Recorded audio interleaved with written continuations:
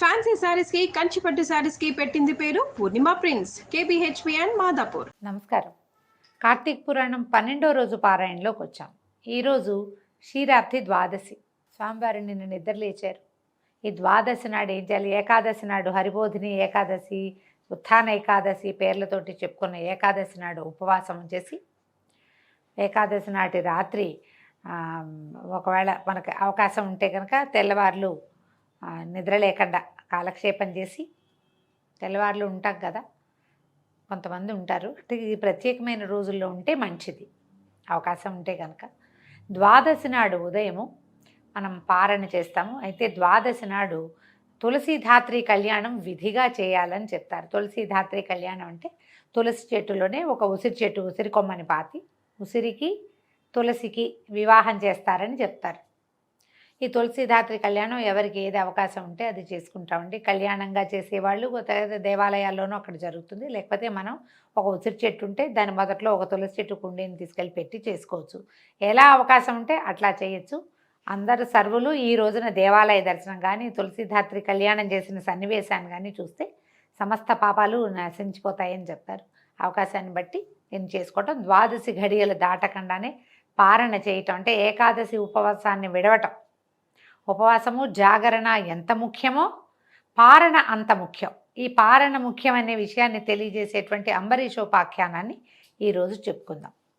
అత్రి మహాముని ఇలా చెప్తున్నారు. అగస్త్య, కార్తీక మాస శుక్ల ద్వాదశిని హరిబోధిని అంటారు. అంటే ఏకాదశి నాడు నిద్రలేస్తున్నాడు కదా ఆయన, హరిబోధిని ఈ రోజున ఆయన మెలకుగా ఉంటాడనమాట. ఈ ఒక్క పర్వతిథి వ్రతాచరణ చేస్తే అన్ని తీర్థాలలోనూ స్నానం చేసిన, అన్ని విధాలైన యజ్ఞాలను ఆచరించిన కలిగే ఎంత పుణ్యం కలుగుతుందో అంత పుణ్యం ప్రాప్తిస్తుంది. విష్ణువు పట్ల, ఏకాదశి పట్ల భక్తిని కలిగిస్తుంది.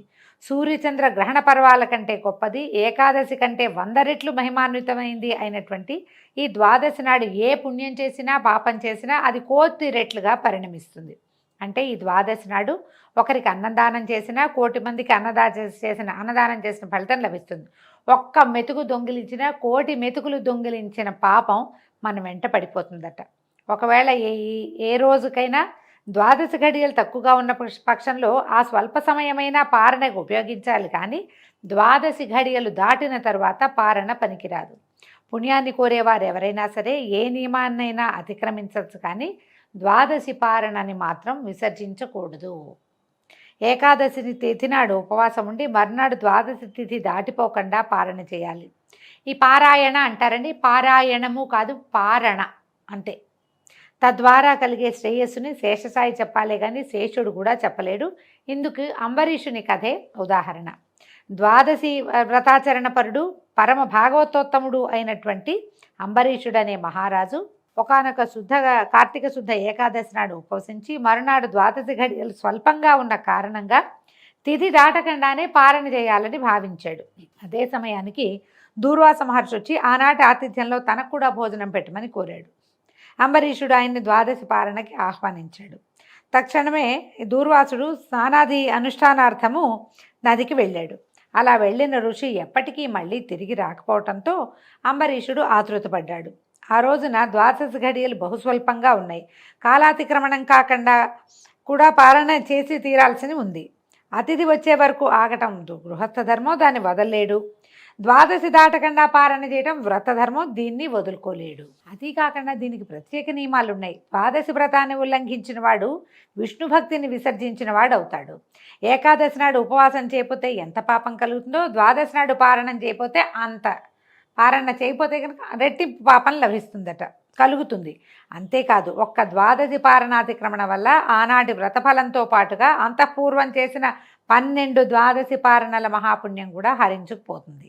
జన్మజన్మాంతర పుణ్యబలం క్షీణిస్తుంది. అన్నిటికంటే ముఖ్యంగా ద్వాదశి అతిక్రమణ చేసినందువల్ల విష్ణు విరోధ భీతి ఏర్పడుతుంది. అందువల్లే ప్రాణావసానమైనా సరే ద్వాదశి పారణ చేయటమే కర్తవ్యం. తద్వారా సంక్రమించే బ్రాహ్మణ శాపం వల్ల కల్పాంత దుఃఖమే కలుగునుగాక. దూర్వాసాగమన అనంతరం కన్నా ద్వాదశి తిరోగమనాత్ పూర్వమే పారణ చేసి హరిభక్తుని నిలుపుకున్నట్లయితే కలగబోయే కష్టాలను ఆ కమలనాభుడే కడతేరుస్తాడు అని మనసులో నిర్ణయం చేసుకుని ధర్మవర్తనుడైన ఆ అంబరీషుడు ద్వాదశి పారణార్థం తనని పరివేష్టించిన వేద విధులకు ధర్మ సందేహాన్ని తెలియజేశాడు. ఈయన సమస్యను విన్న వేద స్వరూపులైన విప్రులు క్షణాల మీద శృతి స్మృతి శాస్త్ర పురాణాదులన్నింటినీ తిరగేసి మననం చేసుకుని, మహారాజా, సర్వేశ్వరుడైన భగవంతుడు సమస్త జీవుల యందున జఠరాగ్ని రూపంలో ప్రక్షిప్తమై ఉంటున్నాడు. మన లోపల ఒక అగ్ని ఉంటుంది కదా, జఠరాగ్ని అంటాం, పొట్టలో మంట, ఆకలి. ఆ స్వరూపం భగవంతుడిదనమాట. ప్రాణవాయువు చేత ప్రజ్వలింపజేయబడ్డం వల్లే జీవులకి ఆకలి కలుగుతోంది. దాని తాపమే క్షుత్పిపాసా బాధగా చెప్పబడుతూ ఉంటుంది. కాబట్టి యుక్తాహారం అంటే సరైన ఆహారం చేత ఆ అగ్నిని పూజించి శాంతింపజేయటమే జీవలక్షణం. జీవుల చేత స్వీకరించబడే భక్ష్య భోజ్య చోష్య లేహ్య రూప అన్నాదులను వారిలోని అగ్ని మాత్రమే భుజిస్తాడు. జీవులందరిలోనూ ఉన్నటువంటి జఠరాగ్ని జగన్నాథ స్వరూపం. తన ఇంటికి వచ్చిన వాడు ఎవరైనా సరే, మన మతం కాదు, మన కులం కాదు, మన జాతి కాదు, మన వాడు కాదు, వాడెవడో అయినా సరే ఆ అతిథిని వదిలి గృహస్థుడు భోజనం చేయకూడదు. అటువంటి స్థితిలో బ్రాహ్మడే అతిథిగా వస్తే అతన్ని అసలు విసర్జించడం అధమాధమని వేరే చెప్పక్కర్లేదు కదా. పైగా నేనే స్వయంగా అయ్యా రండి భోజనానికి అని పిలిచాడు కదా ఈయన అంబరీషుడు దుర్వాసుని, భోంచేయండి మాతోటి అని. తనే పిలిచి తనతో పిలువబడిన బ్రాహ్మణుని కంటే ముందు తనే భోజనం చేయడం బ్రాహ్మణావమానం అవుతుంది. భూసురావమానం వల్ల ఆయుష్, ఐశ్వర్యము, కీర్తి, ధర్మము నశించిపోతాయి. మన సంకల్పాలు సైతము తిరోహితమైపోతాయి. బ్రాహ్మణుడు సర్వదేవతా స్వరూపుడుగా చెప్పబడి ఉండటం వల్ల బ్రాహ్మణావమానం సర్వదేవతలను అవమానించడంతో సమానం అవుతుంది. జాతి మాత్రం చేత బ్రాహ్మణుడు దేవతాతుల్యుడై ఉండగా కేవలము జన్మ వలననే కాక జ్ఞానం వలన, తపోమహిమ వలన శుద్ధరుద్రస్వరూపుడుగా కీర్తించబడే దూర్వాసుని వంటి ఋషిని భోజనానికి పిలిచి ఆయన కంటే ముందే పారణ చేయటం ధర్మమని చెప్పడం సాధ్యం కాదు. కోపిష్టి అయిన ఋషి శపిస్తాడనే భయం పక్కకు పెట్టి బ్రాహ్మణాతిథి కంటే ముందు భోజనం చేయటం కుదరదు. కాకపోతే ఇందులో ఉన్నది ఏమిటి? ఓ ధరణీపాల, ద్వాదశి పారణాత్ పరిత్యాగం వల్ల తత్పూర్వదినమైన ఏకాదశి ఉపవాసానికి భంగం కలుగుతుంది. ఆ ఏకాదశి వ్రతభంగానికి ప్రాయశ్చిత్తమే లేదు. ఈ విధంగా బ్రాహ్మణాదితిని అతిక్రమించడం వల్ల జరిగే విప్రపరాభావానికి కూడా విరుగుడు. రెండూ సమానంగా ఉన్నాయి. ఆ పాపం ఈ పాపం, ఎగదీస్తే గోహత్య, దిగదీస్తే బ్రాహ్మణ హత్య, రెండు సమానంగా ఉన్నాయి. కాబట్టి పూర్వకర్మానుసారి అయి నీకు ఇప్పుడు రెండు పక్కల నుంచి కంఠపాస రజ్జువులాగా ఈ ధర్మ సంకటం ప్రాప్తించింది. రెండు పక్కల మెలిపెట్టుంది తాడు మెడకి. ఏ పక్కన మెలిపెట్టినా పోవటమే. అది ఎక్కడైనా సరే కంఠానికి తగిలించున్న తాడులాగా ఉంది. దూర్వాసుడు వచ్చే వరకు ఆగాలో లేదా ద్వాదశి ఘడియలు దాటిపోకుండా పాలన చేయాలో ఏదైనా నిశ్చయించి చెప్పడానికి మేము అశక్తులం. కాబట్టి ఆత్మబుద్ధి సుఖం చేయవా, సొంతంగా నిర్ణయించుకోండి. ఆత్మబుద్ధి సుఖం చేయవ, నేనే డిసైడ్ చేసుకున్నా. వాడు ఎవడైనా చెప్పాడితే వాళ్ళు చెప్పారు కాబట్టి చేశాము అనిపిస్తుంటుంది. మనంతటా మనమే డిసైడ్ చేసుకుంటే ఏ బాధ లేదు. ఎప్పుడు కూడా ఆత్మబుద్ధి సుఖం చేయవా సూత్రం వలన భగవంతుడి మీద భారం వేసి నీ బుద్ధికి తోచింది నువ్వు చెయ్యి.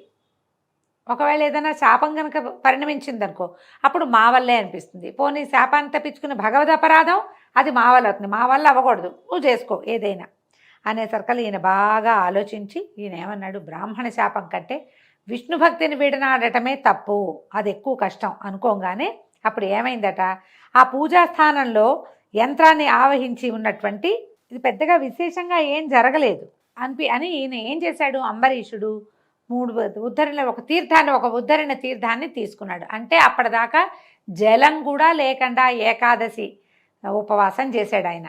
మంచినీళ్ళు కూడా పుచ్చుకోలే పాపం, నిర్జల ఉపవాసం చేశాడు. జలం తీసుకుంటే తిన్నట్టు కాదు, పారణ అతిక్రమించినట్లు కాదని ఆయన ఏం చేశాడు, తీర్థం తీసుకున్నాడు. ఎప్పుడైతే ఈ తీర్థం తీసుకున్నాడో అప్పుడు ఈయన దూర్వాసుడు వచ్చేసాడు. రావటం ఏమిటి, అవురవురా మడా నోటికొచ్చిన మాటలు అనేశాడు. ఏమంటారు, నువ్వు అధర్మ బుద్ధితో చేసావు, ఇది ఏం చేయాలి, తిరస్కరించడం, మదం చేత పురోహితుని తిరస్కరించినట్టుగా తిరస్కరించావు. నువ్వు ఇది భక్తి, ఇది నీకు హరిదేవుడు ఎట్లా అవుతాడు, నువ్వు బ్రాహ్మణ భక్తి లేనివాడు హరిభక్తి ఉన్నట్టు కాదు, ఇది ఉంటేనే అది ఉన్నట్టు. నువ్వు చాలా పొరపాటు చేసావు. పైగా నువ్వు ఏం చేసావు, అన్నానికి బదులు అంటే అన్నానికి ప్రతినిధి జలం, ఆ జలాన్ని తీసుకున్నావు కాబట్టి ఇక నువ్వు ఎన్ని రకాలైన అయిపోతావన్నాడు. ఈ అంబరీషుడు బెదిరిపోయాడు, చాలా కంగారు పడిపోయాడు. దుఃఖంతో ఏమన్నాడు, నేను పాపుణ్ణి, పాపకర్మణ్ణి, పాప మానసుణ్ణి, నేను శరణ్ వేడుతున్నాను. నన్ను రక్షించు, నేను ధర్మ మార్గం తెలియక పాపం అనే బురదలో పడి దుఃఖిస్తున్నాను, నేను శరణు వేడుతున్నాను, నన్ను రక్షించు, క్షత్రియుడిని పాపాలు చేశాను, నువ్వు బ్రాహ్మణుడివి శాంతి రూపుడివి, నన్ను రక్షించమని అనేసరికల్లా బ్రాహ్మణులు క్షమాయుక్తులుగా ఉంటారు, పరమశాంతులు కదా, నువ్వు పరమశాంత స్వరూపుడివి, శుద్ధ స్వరూపుడివి, శుద్ధ రుద్ర స్వరూపుడివి, నన్ను రక్షించు అని ఈయన పాదాలు పట్టుకునేసరికల్లా ఇక నువ్వు బ్రాహ్మణ అతిథిని వదిలి భుజించావు కాబట్టి నువ్వు ఇంకా బ్రాహ్మణ ద్వేషివి ఇంకా ఆయన ఇంకా తిట్టేస్తున్నాడు. తిట్టేసరికల్లా ఈయనకి ఏమంది, దూర్వాసుడు పిచ్చి కోపం వచ్చేసింది ఆయనకి. ఆ కోపిష్టివాడు అయ్యేసరికల్లా ఈయన ఏమన్నాడు, ఈయన పాదాల మీద పడి ప్రార్థిస్తుంటే ఎడంకాలతో తన్నేట్ట. ఇలా ఏమన్నాడు, నేను దయగలవాడని కాను, నాకు శాంతి లేదు, ఓర్పు లేని వారికి ఆలయమైంది కనుక దూర్వాసుడు శాంతి లేని వాడని తెలుసుకో, నాకు శాంతమే లేదనేశాడు. ఇతర మునీశ్వర్లందరూ కోపితులై తిరిగి ప్రార్థించినడల శాంతులగుదురు, కానీ నేను కోపం వచ్చిందో నాకు కోపం తెప్పించిన వాడికి కఠినమైన శాపం ఇవ్వకపోతే నేను శాంతించను అని అంబరీషుడికి శపించాడు. శపించి నేం చేశాడు, 10 రకాల జన్మలెత్తు నువ్వు అన్నాడు. ఈ 10 రకాలు ఏం చెప్పాడు, మత్స్యము, కూర్మము, వరాహము, వామనుడు, వికృతముఖుడు, బ్రాహ్మణుడైన క్రూరుడు, క్షత్రియుడైన జ్ఞానశూన్యుడు, క్షత్రియుడై రాజ్యాధికారి కానివాడు, దురాచారుడు, పాషండ మార్గవేది, బ్రాహ్మణుడై రాజ్యాధికారి కానివాడు. అయితే ఇలా రకరకాలుగా నువ్వు శాస్త్రార్థ వేదన కనుక నాకంటే ముందు నువ్వు జలంపారణ చేసినందుకు ఇన్ని రకాలుగా జన్మించు. ఈ 10లో ఒక్కటి కూడా గర్వం పొందగలిగే జన్మ లేదు. గర్వించిన వాడికి నువ్వు గర్వించావు, నేను రాజునని, నాకంటే గొప్పవాడిని భావించి నువ్వు నీళ్లు తాగావు కాబట్టి ఏ గర్వము పొందలేని, గొప్పగా చెప్పుకోలేని అవమానకరమైన జన్మల్ని పొందమని శపించాడు. శపించేసరికల్లా ఏమైంది, ఇంతలో ఇలా భగవంతుడు అంబరీషుని హృదయస్థుడుగా ఉన్నాడు. ప్రతి మనిషిలోనూ భగవంతుడే కొలువై ఉంటాడండి. మానవుల శరీరాల లోపల మనము మంత్రపుష్పం చదువుతున్నప్పుడు తెలుస్తుంది, మన హృదయానికి కింద ఒక జ్యోతి వెలుగుతూ ఉంటుంది. నీలతో యద మత్స్యస్థ విద్యుల్లేఖేవ భాస్వర అంటారు. అతను ఒక విద్యుల్లేఖ మెరుపులాగా ఒక నీలం రంగు తోయదం అంటే ఒక కమల పుష్పం ఉంటుందట, తామర పువ్వు, దాంట్లో వెలుగుతూ ఉంటాడు. కిందకి ఉండి పైకి వెలుగుతూ ఉంటాడు భగవంతుడు. ఆ స్వరూపంలో ఆయన ఉన్నంత వరకే మనం జీవించి ఉంటాం. అయితే ఈ అంబరీషుడు హృదయంలో సాక్షాత్ విష్ణువే కొలువై ఉన్నట్టు. ఎప్పుడైతే ఈయన తిట్టేస్తున్నాడు, కింద పడిపోగానే అంబరీషుడు స్పృహ తప్పిపోతే విష్ణువు ఆ 10 జన్మలని శిరసావహించాడు, తను తీసుకున్నాడు. బ్రాహ్మణ వాక్యం సత్యం చేయాలి ఒకటి, తన భక్తుణ్ణి రక్షించటం కోసం 10 తీసేసుకున్నాడు, 10 జన్మలు తీసుకున్నాడు. తీసుకున్న తర్వాత ఏమన్నాడు, తన సుదర్శన ఆయుధానికి ఆజ్ఞిచ్చాడు, నా భక్తుణ్ణి రక్షించు అని. అక్కడి నుంచి ఎప్పుడైతే సుదర్శనుడు ఆజ్ఞాపించబడిన మరుక్షణం పనిచేస్తాడట. అందుకని మనం చూడండి, సుదర్శన ఆయుధానికి సంబంధించిన స్తోత్రాలు ఏమైనా చదివితే వెంటనే వాన ఆగుతుందని చెప్తారు. మన కాగల పని ఆగిపోతే అది పని అవుతుంది, అలాంటిది చెప్తారు. ఆజ్ఞ అంటే చాలు స్వామి తయారైపోతాడనమాట సుదర్శనుడు. ఎప్పుడైతే ఇలాగా ఆయన ఆజ్ఞిచ్చాడో వెంటనే అక్కడ పూజాస్థానంలో ఉన్న యంత్రాన్ని ఆవహించి జగదేక శరణ్యము జగదేక భీకరము అయినటువంటి సుదర్శన చక్రం రివ్వున లేచిందట. ఆయన స్వామి దగ్గర నుంచి రాలా, అక్కడ బోల్డంత పూజా విధానం బోల్డంత జరుగుతోంది కదా, ఒక పీఠం ఉంది, పూజాపీఠంలో యంత్రం ఒకటి ఉంది, సుదర్శన యంత్రం. ఆ యంత్రాన్ని ఆవహించాడు సుదర్శనుడు. ఆవహించడం కానీ అది వెంటనే యంత్రం లేచి దానికి అన్ని 1000 పళ్ళతోటి వచ్చేసిందట. అది గుండ్రంగా తిరుగుతూ ఈయన వీధికి వచ్చేసేసింది. వచ్చేసరికల్లా అచేతనాలైన పూజిత సంజ్ఞల్లోంచి, అసలు ఏ కదలిక లేని పూజ చేయబడుతున్నటువంటి విగ్రహాల మధ్యలోంచి జడమైన ఆ విష్ణుచక్రం దివ్యకాంతి ప్రభాశోభితమై తన వంకగా కదిలి రావడం చూడగానే దూర్వాసుడు తుళ్ళిపడ్డాట. శాపాలు ఇచ్చాడు. పైగా ఏం చేశాడు, ఈ శాపంతో ఆయన ఎన్ని శాపాలు ఇచ్చి జట పెరికి తన జుట్టులోంచి తన జటలలోంచి పిరికి కృత్య అనే ఒక రాక్షసుని సృష్టించాట. ఆ కృత్య అంబరీషుడి వైపుకి వచ్చింది. అంబరీషుడు ఒక రకమైన మూర్ఛ స్థితిలో ఉన్నాడు. ఎప్పుడైతే అంబరీషుడి వైపుకి ఈ కృత్య వచ్చిందో ఈ సుదర్శన ఆయుధం లేచేసింది. ఈ పూజకు పెట్టిన ప్రతిమల్లోంచి రివ్వుమని లేవటం ఏమిటి, 1000 పళ్ళుంటాయట సుదర్శన చక్రానికి. అన్ని వరలలోంచి మంటలు వస్తూ గుండ్రంగా తిరుగుతూ ముందు జడ ఈ కృత్యని సంహరించి దూర్వాసుడి వైపుగా కదిలింది. అది చూసేసరికి తుళ్ళి పడిపోయాడు. చక్రాన్ని చిక్కకూడదని పరిగెత్తాడు ఆయన. భూచక్రం అంతా కూడా క్షణాల మీద పరిభ్రమించాడు. అయినా సుదర్శనం అతగాడిని తరుముతూనే ఉంది. భీతావహుడైన ఆ దూర్వాసుడు వశిష్ఠాది బ్రహ్మర్షులను, ఇంద్రాది దిక్పాలకుల్ని, చివరికి శివబ్రహ్మల్ని కూడా శరణు కోరాడు. కానీ అతని వెనకాలే విహ్వల మహాగ్నిజ్వాలాయుతంగా వస్తున్న విష్ణు చక్రాన్ని చూసి ఎవరికి వాళ్లే తప్పుకున్నారు తప్ప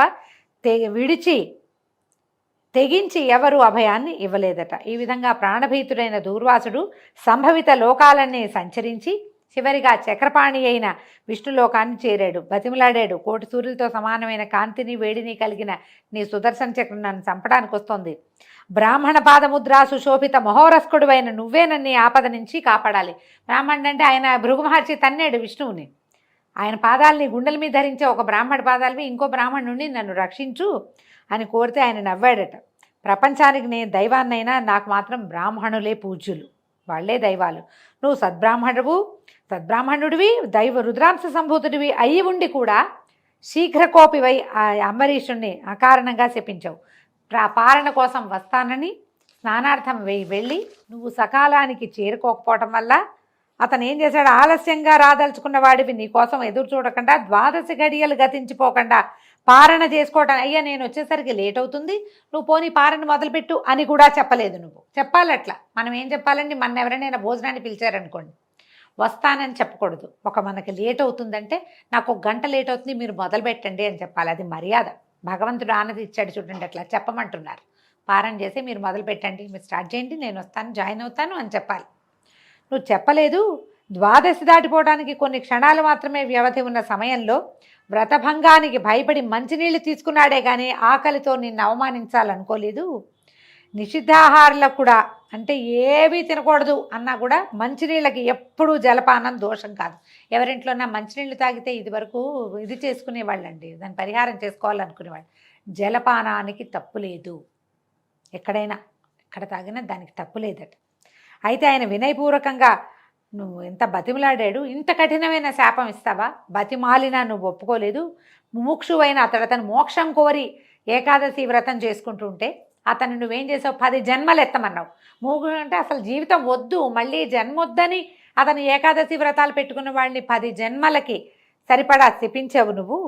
అయితే నేనేం చేశాను, నా భక్తుల్ని రక్షించడం కోసం నీ శాపాన్ని నిమిషంలో తిప్పగలను. కానీ బ్రాహ్మణ వాక్యం వట్టిపోయిందనే లోకాపవాదం నీకు కలక్కండా ఉండటం కోసం అతడి హృదయంలో చేరి ఆ శాపాన్ని సవినయంగా స్వీకరించిన వాడిని, నీ శాపాన్ని అంగీకరిస్తూ గృహామి, అలాగే 10 జన్మలు ఎత్తుతాను అని ఒప్పుకున్న వాడిని నేనే కానీ అంబరీషుడు కాదు. అతనికి నువ్వు ఇచ్చిన శాపం పేరు కూడా తెలీదు. ప్రభు అంటున్నాడు, ఓ ఋషి, నీ శాపం ప్రకారంగానే ఈ కల్పాంతాన దుష్టుడైన శంఖాసురుని సంహరించేందుకు, శిష్యుడైన మనుముని ఉద్ధరించేందుకు మహామత్స్యంగా అవతరిస్తాను. దేవదానవులు క్షీరసాగరాన్ని మధించే వేళ మందరగిరిని మూపున ధరించడానికి కుదురుగా ఉండేందుకు కూర్మావతారుణ్ణవుతాను. భూమిని ఉద్ధరించేందుకు హిరణ్యాక్షుణ్ణి చంపేందుకు వరాహాన్నవుతాను. హిరణ్యకశపుణ్ణి సంహరించడం కోసం వికృతాననం కలిగిన నరసింహరూపధారిణి అవుతాను. సర్వదేవతా సంరక్షణ కోసం ధర్మబలుడైనా కూడా దానవుడు కనుక బలి అనేవాడిని శిక్షించేందుకు వామనుణ్ణవుతాను. త్రేతాయుగమున జమదగ్నికి కుమారుడిగా పుట్టి సాయుధ బ్రాహ్మణుడనై దుర్మధులైన రాజులను దుళ్ళకొడతాను. రావణ సంహారార్థమై ఆత్మజ్ఞాన శూన్యుడనైన అంటే నేనే భగవంతుడననే దానిని మర్చిపోయిన మాయామానుష విగ్రహుడైన దశరథరామునిగా అవతరిస్తాను. ద్వాపరయుగంలో జ్ఞానిని బలవంతుణ్ణి అయ్యుండి కూడా రాజ్యాధికారం లేకుండా రాజైన బలరామునకు తమ్మునిగా లీలామానుష విగ్రహుడైన శ్రీకృష్ణునిగా జన్మిస్తాను. కలియుగారంభాన పాపమోహము కొరకు పాషండమత ప్రచారకుడనై బుద్ధుడనే పేరుతోటి పుడతాను. ఆ యుగాంతమున శత్రుఘాతకుడైన బ్రాహ్మణునిగా ప్రభవిస్తాను. కలియుగ అంతములో కల్కి బ్రాహ్మణ వంశంలో పుడతాడని ఈ కార్తీక పురాణంలో చెప్పబడిందండి. భగవంతుడే స్వయంగా దూర్వాస మహామునికి చెప్పాడని చెప్తున్నారు. దూర్వాస, నా ఈ దశావతారాలను ఆయా అవతారాలలోని లీలలను ఎవరు వినినా చదివినా తెలుసుకున్నా వారి పాపాలు పటాపంచలవుతాయి. దేశకాల వయో అవస్థల్ని బట్టి వర్ణాశ్రమాల్ని అనుసరించి ధర్మము అనేక విధాలుగా వేదం చేత ప్రవచింపబడి ఉంటుంది. అటువంటి వివిధ ధర్మాలలోనూ కూడా ఏకాదశి నాడు ఉపవాసము, 12 తిథి గడియలు దాటకుండా పారణము అనేది విశ్వజనీనంగా భాసిస్తున్నాయి. అటువంటి వైదిక ధర్మాచరణమును చేసినందుకు గాను నువ్వు ఆ అంబరీషుణ్ణి శపించింది చాలక మరో ఘోర శాపాన్ని ఇవ్వబోయావు. బ్రాహ్మణుడవైన నీ వాక్యాన్ని సత్యం చేయటము, భక్తుడైన ఆ రాజును కాపాడుకోవటము రెండూ నా బాధ్యతలే కనుక మళ్ళీ శపించబోయే నిన్ను నివారించడానికే నా చక్రాన్ని నియమించానని భగవంతుడైన మహావిష్ణువు దూర్వాస మహామునికి తెలియజేశాడు. దీంతో 12వ రోజు పారాయణ పూర్తయిందండి. మళ్ళీ రేపు ఉదయం 13వ రోజు పారాయణలో కలుసుకుందాం. నమస్కారం.